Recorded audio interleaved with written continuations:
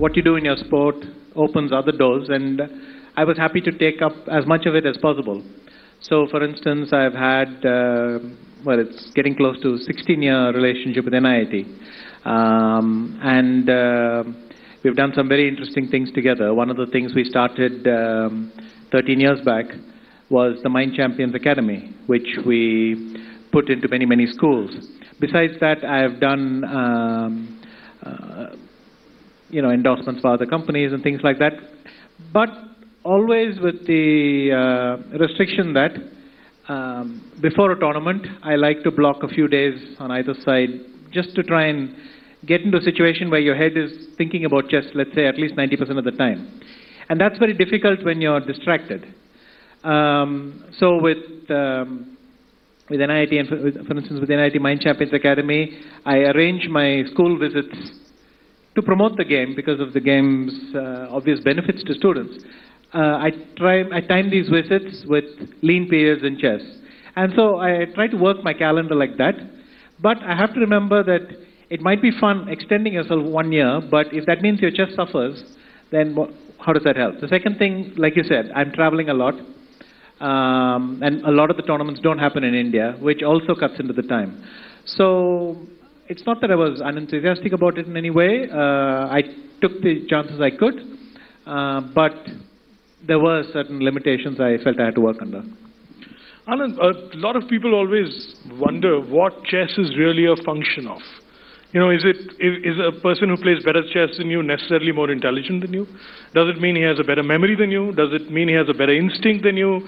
Can he process information better? What is it that makes chess, that makes a good chess player? What would you say is the primary thing that is needed to do that in terms of what does the mind require? All of those things are plausible. So if you have an outstanding memory, or you have the ability to concentrate, or you have a great ability to visualize, or you're generally very intelligent, the chances are you might be good at chess. But still, it has to be said, getting good at chess is a question of getting good at chess. So so someone who's playing chess occasionally will find that it's useful mind training for other things. But a professional chess player is another ball game. I mean, then you're talking about spending, I don't know, 30 or 40 hours a week playing chess, practicing chess, maybe even more. Then the level of commitment is much higher. And so if someone is a very good chess player, chances are he's just practiced more than me, or vice versa. And so we have to distinguish between these two things. I mean, you spend that much time on chess, you'll get very, very good at chess. There will be some improvement in other areas, but if you want to get better at maths, well, do maths. So, have you ever sat back and thought how many chess boards, how many games, how many terabytes of information about chess you have stored inside your brain?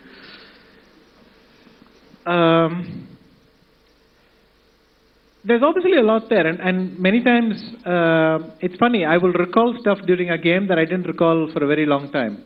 But suddenly at the board, I'll remember some old instance which I saw, some pattern which I saw, and things will become clear to me immediately. So, but it's very hard to quantify. I mean, I have databases of something like 12 million games, which I have to recall. Obviously, I only try to recall what is necessary for me. So how do you draw that information? I mean, it's one thing having it there, but there's another thing accessing it just when you require it. How do you train your mind to do that? How do you see a position and you say that I've seen this before? Okay, the first thing you learn in chess is when you lose a game, when you have this pain of defeat, it helps you remember something.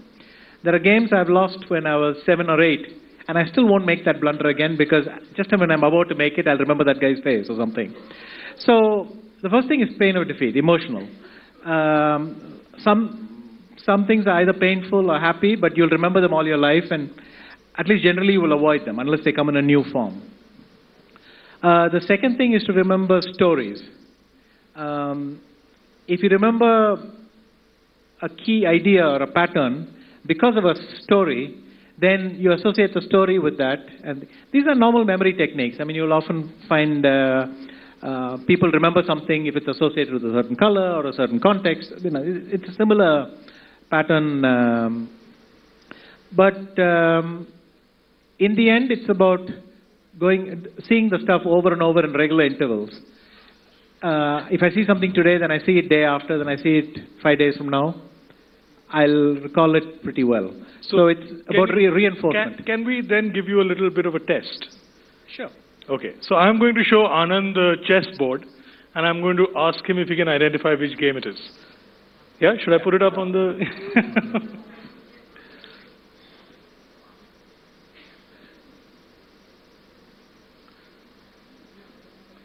It's going to come up on the board behind you, and on the left, that one, yeah. And there's one there as well, if you can see all the pieces better. Yes, okay, so this one is one of my favorites, in the sense of, I have made this move, the move that was just made. Yeah, yeah. Okay, this move that was just made, if you just execute the move, yeah. This was Spassky against Petrosian. That is correct. And sorry. So this rook move, where normally a rook is weaker than a bishop or a knight.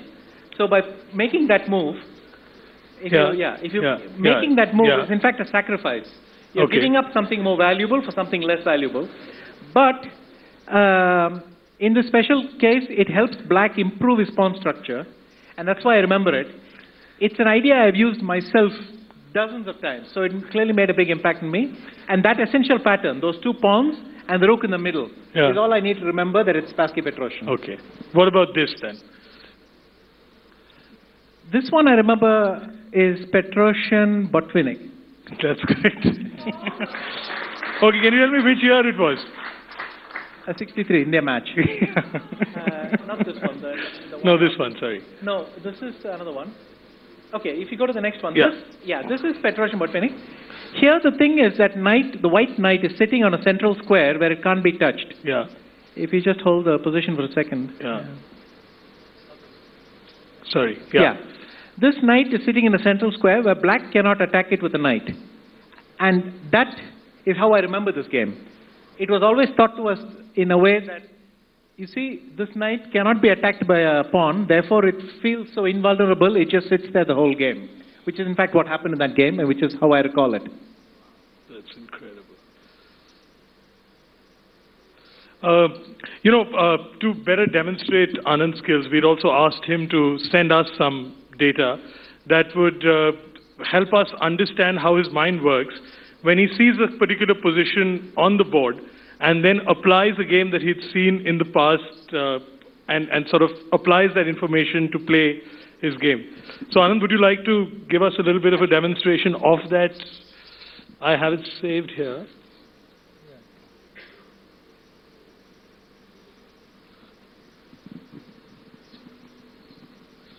I'm ready. Can we put it up on the board, please?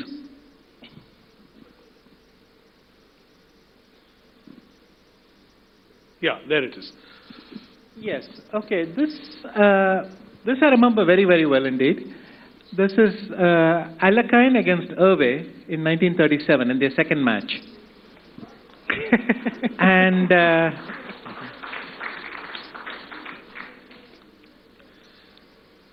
I can mention one thing. There is essential detail in this position and everything else. So you could tell me that the black bishop... Would you like to use a laser to just explain that better? You just need to press. Yeah. So that bishop, if it happened to be on that square, I would still remember the position. If that pawn happened to be a square back, I would still remember the position.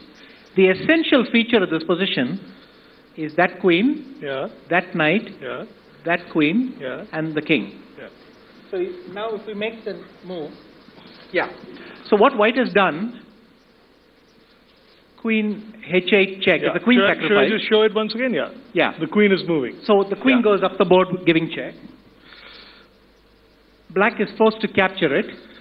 And then white takes the pawn in the middle.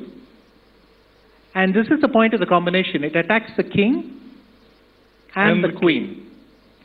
So that theme helps me remember the names of the participants, the date, the venue, and it's a story because it happened in the 1937 World Championship match. And so blowing a big chance like this must have been a disappointment. But here's the beauty. This story is famous not because Alekhine made the move, but because he didn't. He didn't see the idea.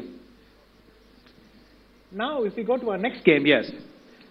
This is Petrosian-Spassky, again from a World Championship match. And I'll tell you the essential idea. The pieces are in different squares, but you'll see the essential pattern quickly. The white queen, the black queen, the rook, and the king. So the move which Petrosian made instantly was queen to h8 check. King captures the queen, and then the knight captures. And so the knight now again attacks the queen and the king.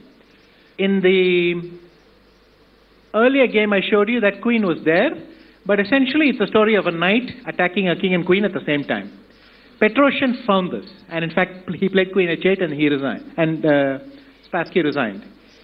And this shows how chess players acquire knowledge and why we study past games. Because patterns like this are invaluable. If you don't know that the idea exists, there's a good chance you'll miss it. But if you know the idea exists, immediately you'll see the pattern. I mean, the moment I see that queen and rook where they were, bells should start ringing. And that's the idea of studying past games.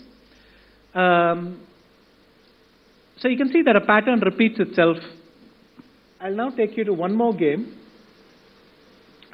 This is my game against Peter Leko from 2008. So you can see the time scale, 1937, 1966, 2008. And what did I do instantly?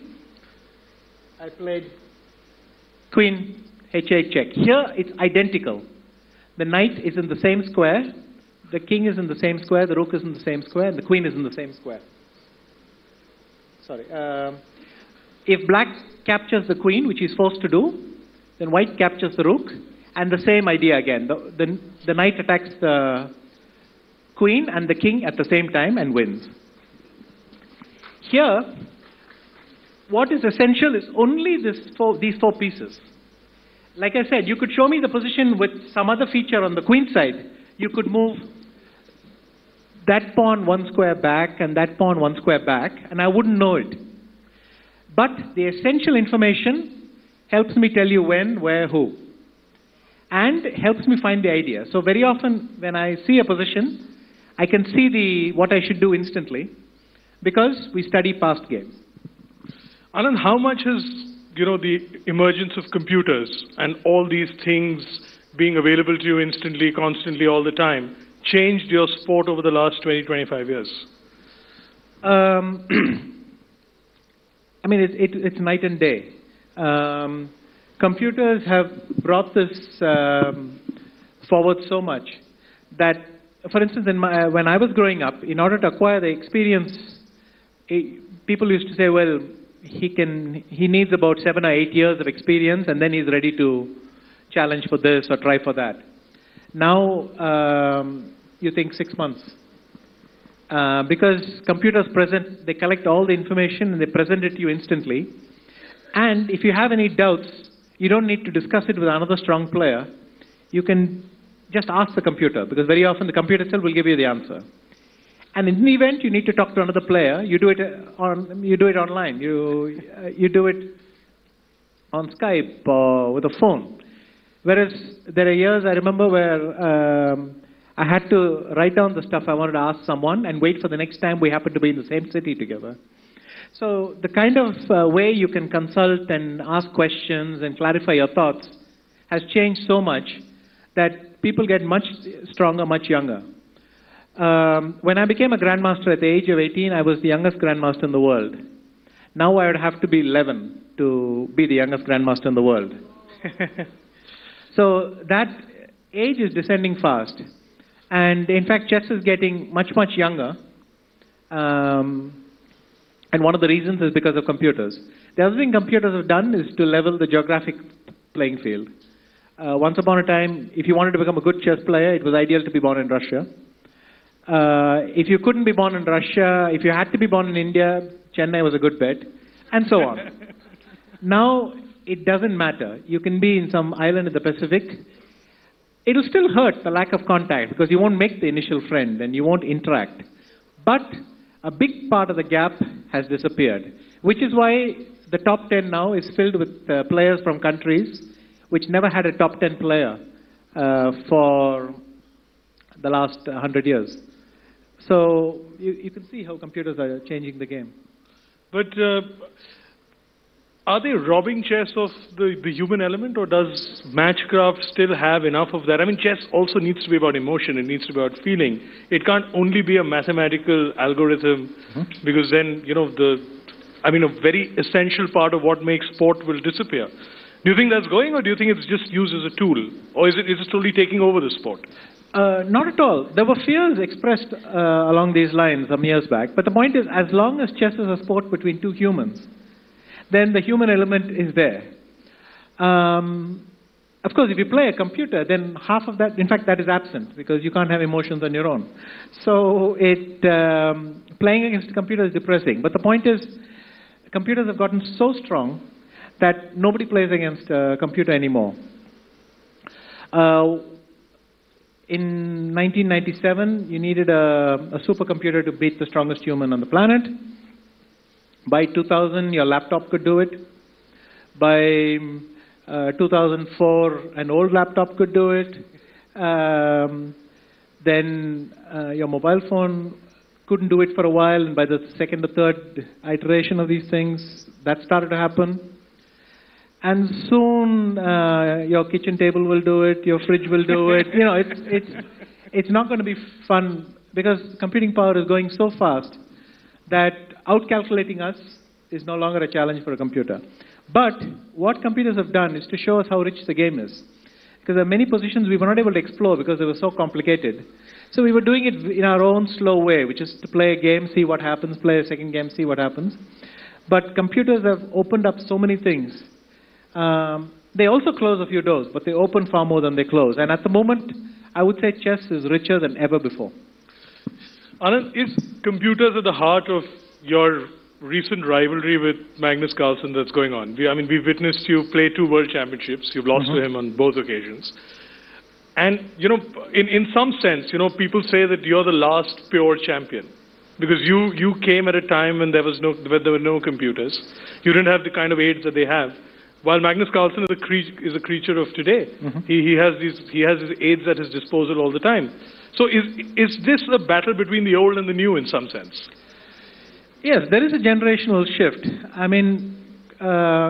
Carlsen was born when the first computer, let's say the first chess database software was 5 years old. Whereas I saw this for the first time in my life when I was already World Junior Champion. But he was born 5 years into a world where database software was available, and when he was 3 years old, you could play against strong programs. So his outlook is completely different. In fact, many people say that he has a uncomputerish or anti-computerish style. And it's true, but in a sense, being anti-something is also being influenced by it. Since it's only because he can see what the computer says that he can then try to look for alternatives around it.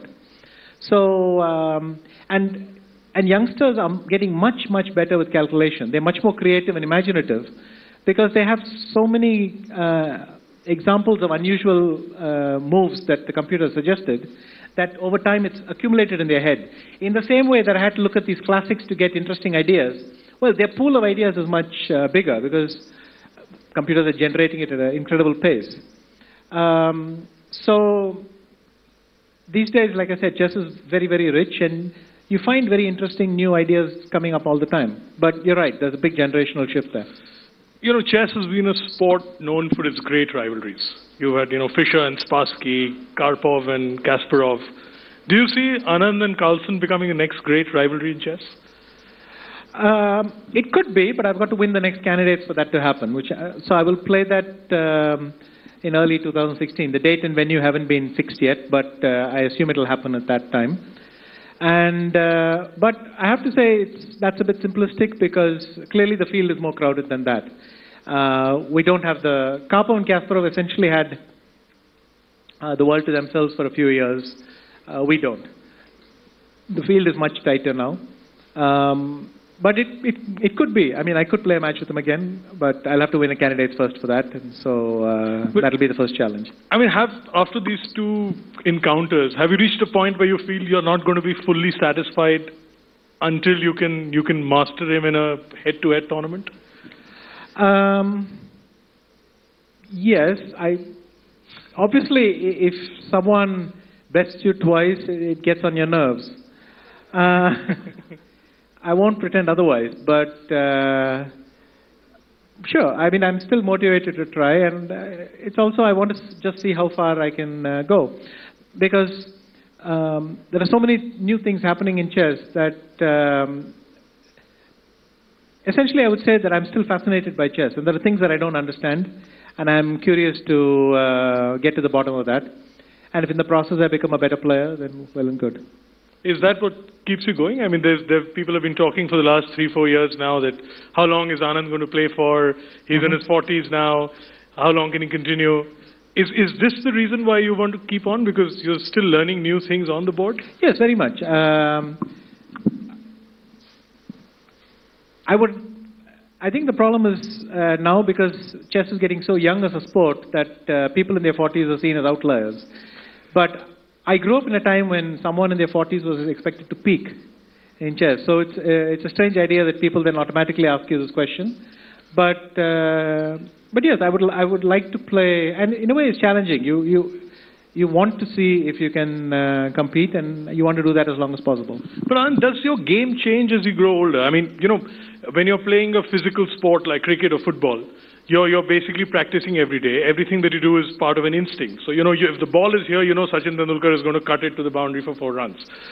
And, it's just something that comes to him naturally. It's a function of practice over the years.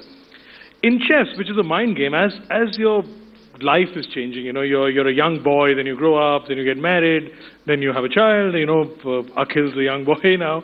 And so as you're growing older, as you're changing, does your approach to the game start changing too?